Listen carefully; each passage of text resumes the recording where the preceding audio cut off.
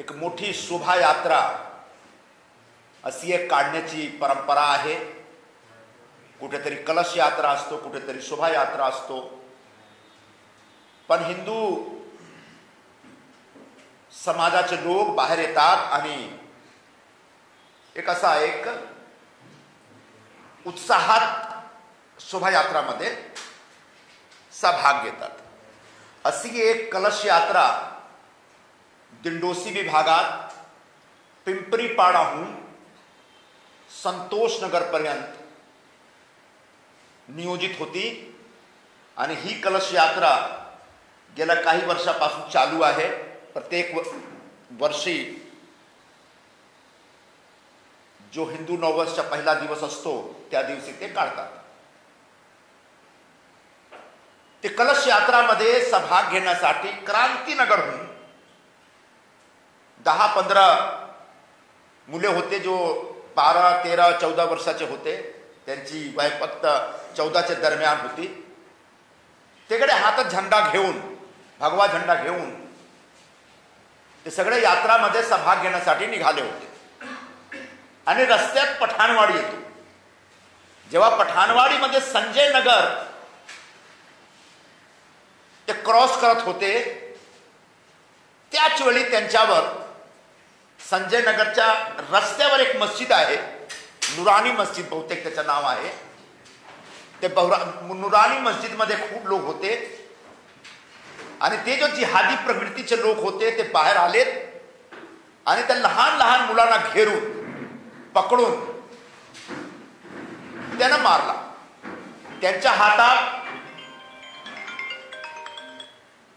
भगवा झेंडा होता, त्यांचा भगवा झेंडा छीनला आणि ज्याप्रमाणे त्यांच्यावर हमला केली गेली आहे, तुम्हाला 1-2 मी व्हिडिओ दाखवू शकतो।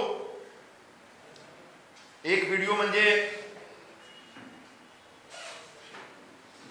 हा व्हिडिओ आहे। एकच भगवा झेंडा म्हणजे 2-3 लोक होते आणि बाकी सगळे टोपीवाले आहेत। त्यांना घेरून त्यांच्यावर हल्ला केला। असा अजून आहे एक व्हिडिओ,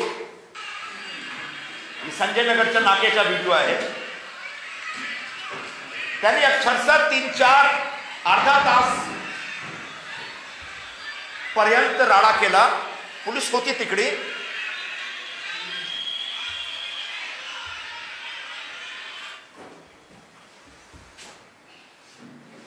पोलीसवाल्यांनी जास्ती काही केला नाही। एका मुलावर जे हल्ला केला त्याने रॉडने मारला त्यांना। हे बघा फोटो।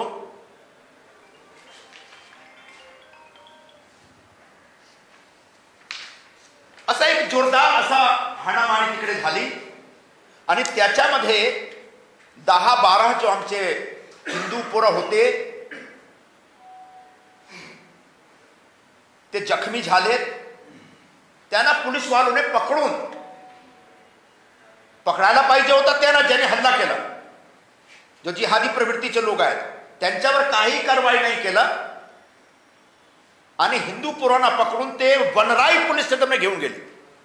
त्याच वेळी मी होतो पिंपरीपाडामध्ये आणि पिंपरीपाडामध्ये कलश यात्रामध्ये मी जेव्हा होतो तेव्हा मला असं सांगितलं त्यांनी।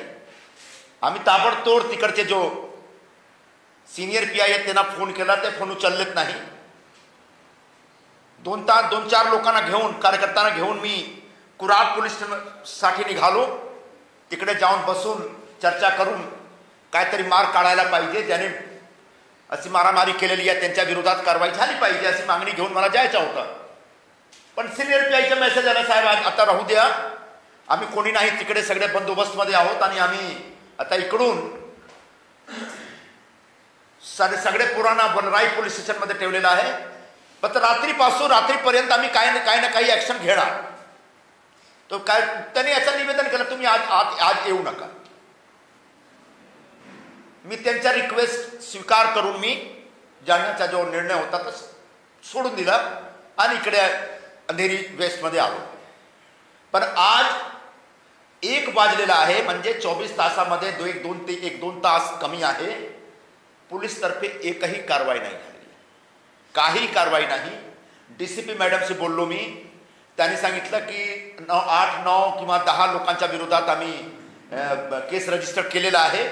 मग त्यांचे नाव सांगा. मला नाव आमच्याकडे नाही आहे, आम्ही शोधत आहोत त्यांचं नाव. ॲडिशनल CP सांगतात की कोणी अरशन खान शेख म्हणून कोणी आहे, त्याचं नाव आम्हाला माहीत पडलेलं आहे, आता त्यांना पकडणार. माझ्याकडे जो इन्फॉर्मेशन आहे तो इन्फॉर्मेशन असा आहे की तिकडचे उबाठाचे आमदार त्यांनी दबाव टाकला की त्यांच्या मुस्लिम पोरांच्या विरोधात काही कारवाई करू नका, कुठल्या प्रकारच्या केस घेऊ नका, आणि एक बातचीत करून हा वाद मिटवा.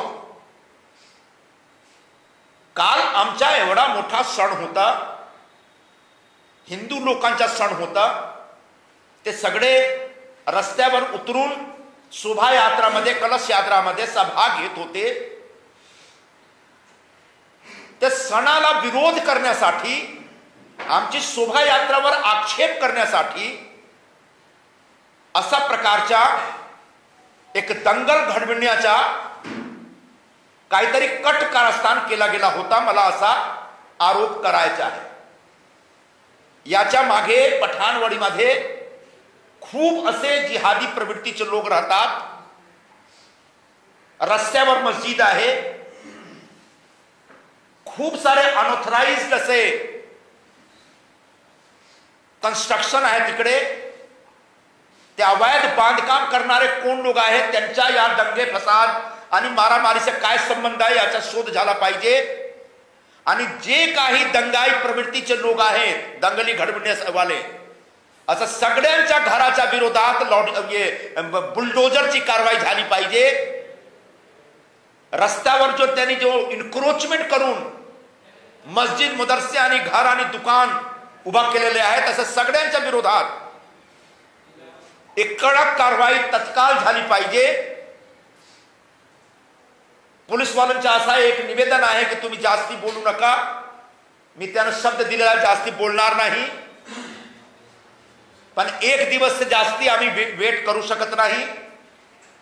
अजून एक दिवसात तुम्ही काही कारवाई करू शकला नाही तो आम्ही कुरार पोलीस स्टेशनवर येऊन तिकडे बसणार आणि पोलीस स्टेशनचा घेराव करणार. आणि जोपर्यंत त्याच्या दंगली घडवणारे लोकांना तुम्ही पकडता नाही, त्यांच्या अटक करत नाही, तोपर्यंत आमची लढाई सुरू राहील. बजरंग दलचे काही कार्यकर्ता कुरार पोलीस स्टेशनवर आज गेले होते. ज्यांच्यावर हल्ला झालेला आहे ते एकदम परेशान हालमध्ये आहेत. असा त्यांच्या कुटुंबियांना सांत्वन देण्यासाठी एका दिवसात मी पण जाणार तिकडे क्रांतीनगरमध्ये, त्यांच्याशी भेटणार.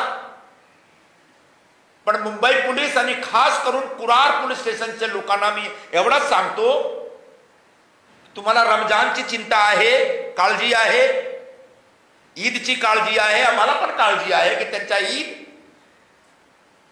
एकदम हर्षोल्लास मध्ये साजरा झाला पाहिजे, काही प्रॉब्लेम नाही झाला पाहिजे. तुम्ही ईदचा बंदोबस्त करता करा, पण जेव्हा हिंदू नववर्षाचा शोभायात्रा असतो त्याच्या पण बंदोबस्त करा आणि त्यांच्या पण काळजी घ्या. आणि आमची शोभायात्रामध्ये ज्याने जर कोणी अडचण करण्याचा प्रयत्न करतो, टाकण्याचा प्रयत्न करतो, त्यांच्या विरोधात सक्त कारवाई झाली पाहिजे.